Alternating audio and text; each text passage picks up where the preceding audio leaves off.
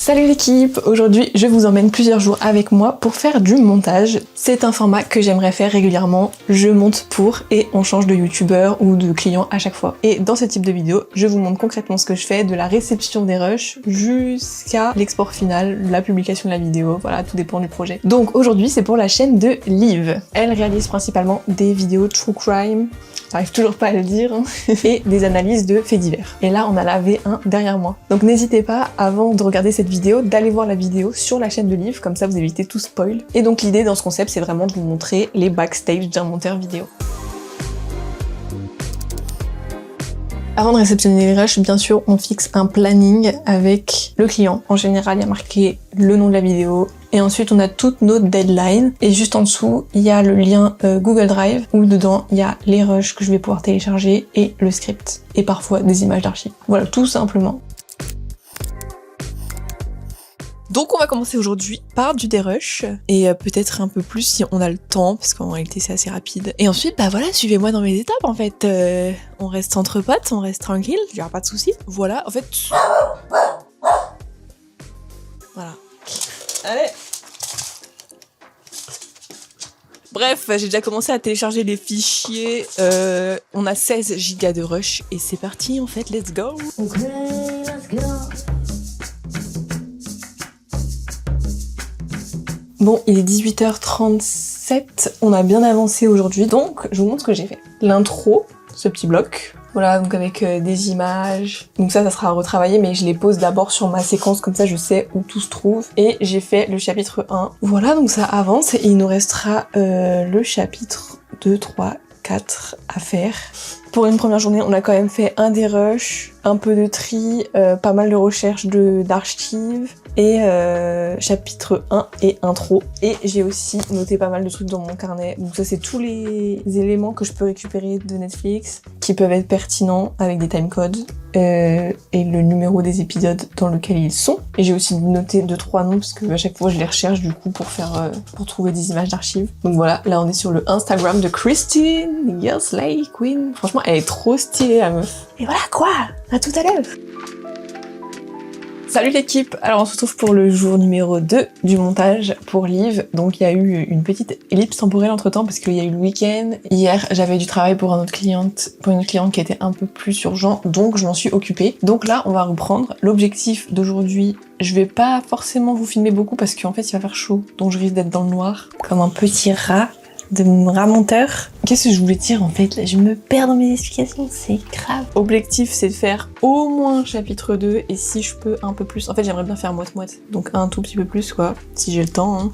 Let's go. Bien, on a bien avancé. Il est quelle heure? Midi 22. On va aller manger et je vous montre ce que j'ai fait parce que j'en suis assez fière quand même. J'ai fini tout le chapitre 2, yay! Et j'ai même amélioré le chapitre 1 parce que j'avais pas fini en fait. J'avais pas mis les extraits Netflix vu que je les avais pas encore. Regardez comment c'est beau cette timeline là et tout.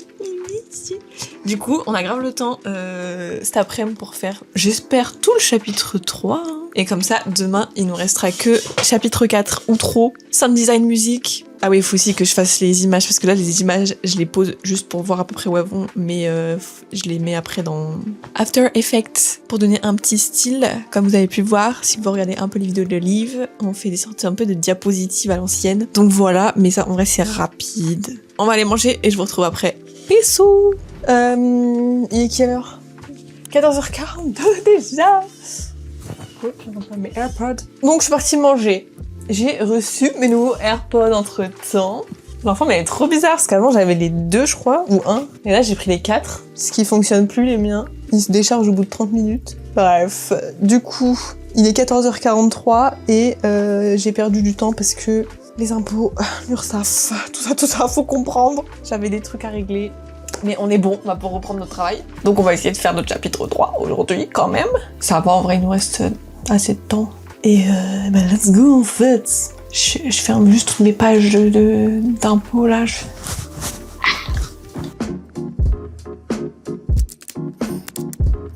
Salut l'équipe. On se retrouve pour le jour, je ne sais plus combien là, 3. Ça va. Pour le jour 3 et on passe à l'habillage graphique ce matin. Et pour ça, j'avais créé un asset pour la chaîne. Comme ça, il y a juste à remplacer, tu mets ta photo et hop, c'est bon, c'est fini. Donc on va faire ça ensemble. On va ouvrir After Effects, c'est parti.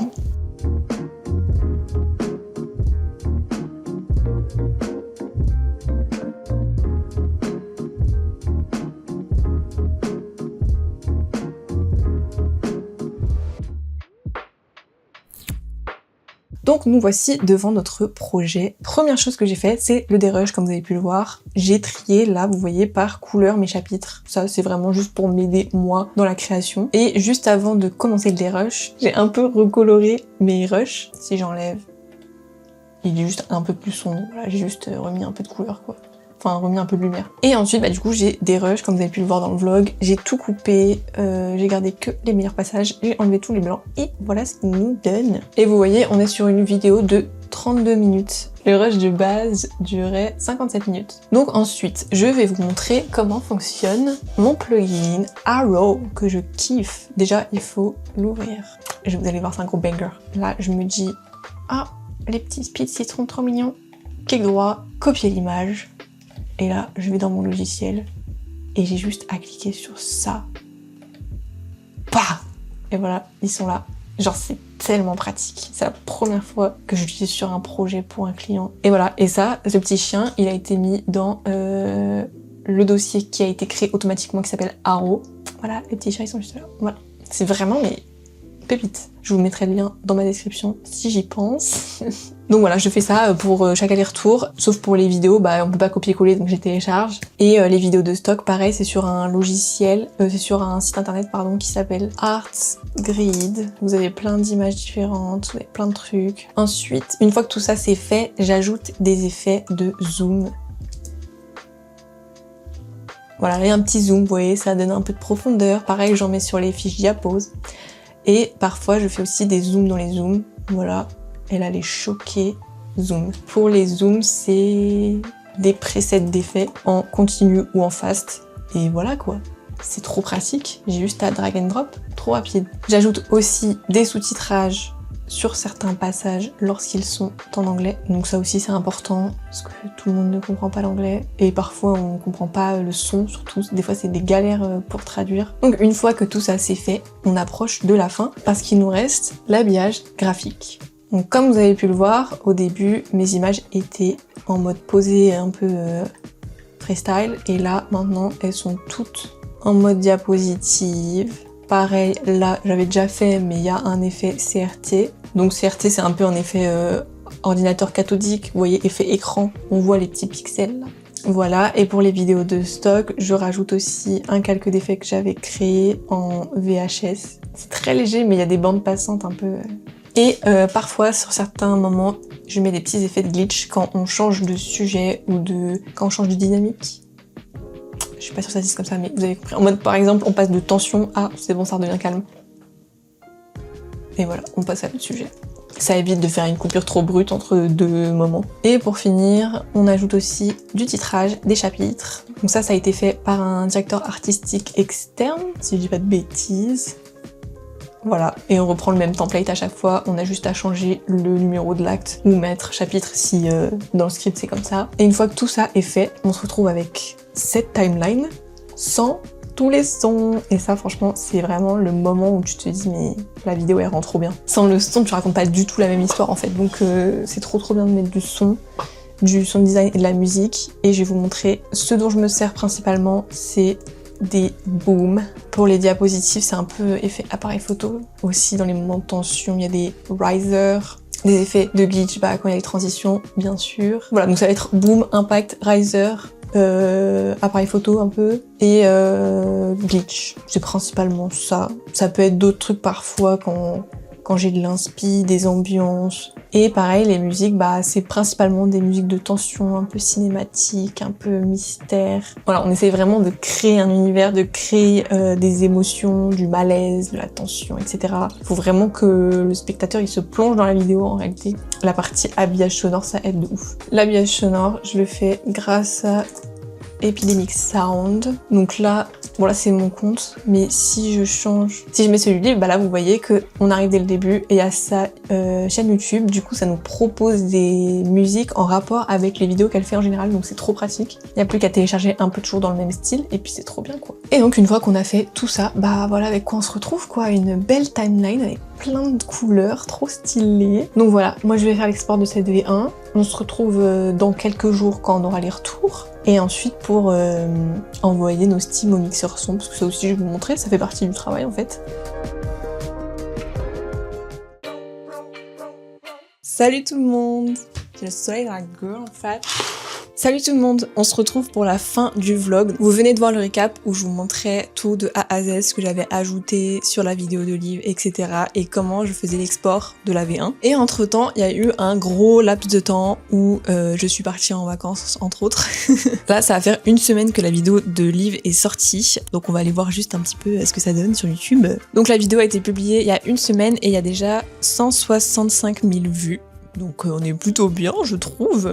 Je vous invite à aller la voir encore une fois. Comme ça, vous pouvez voir enfin le travail fini. Vous pouvez voir tout ce que j'ai ajouté et mieux comprendre si vous ne l'avez pas déjà vu, parce que je vous avais déjà conseillé de la regarder avant de regarder cette vidéo. Et maintenant vient la partie retour. Donc comment ça s'est passé? Donc j'ai envoyé la V1 le 10 août. Le 12, j'ai reçu des retours, mais on attendait la validation d'une marque pour intégrer une sponsor dans la vidéo. Donc je l'ai reçu, la sponsor, le 13.